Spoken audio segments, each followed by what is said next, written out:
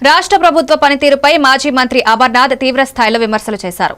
ప్రజల్లో ప్రభుత్వంపై positive output రావట్లేదని సీఎం చంద్రబాబు కలెక్టర్ల సమావేశంలో చెప్పడం నిజమేనన్నారు. ప్రభుత్వం నిజంగా మంచి పనులు చేసి ఉంటే ప్రజల నుంచి సహజంగానే పాజిటివ్ స్పందన వచ్చేదన్నారు. కానీ 18 నెలల పాలనలో ప్రజలకు ప్రభుత్వం చేసిన మంచి ఏంటి అని ప్రశ్నించారు. ఎన్నికల సమయంలో ప్రజలకు ఇచ్చిన హామీలను ఇప్పటి వరకు అమలు చేయలేదని ఆరోపించారు.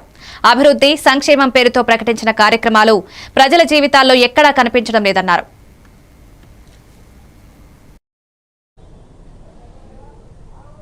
మీరు ఈ ప్రైవేట్ రియల్ ఎస్టేట్ సంస్థలకి భూములు కేటాయించి దాంట్లో ఇన్ని రకాలైనటువంటి పాలసీస్ పెట్టారు. నాకు అవుట్పుట్ రావట్లేదు, ప్రజల నుంచి అవుట్పుట్ లేదు అంటాడు.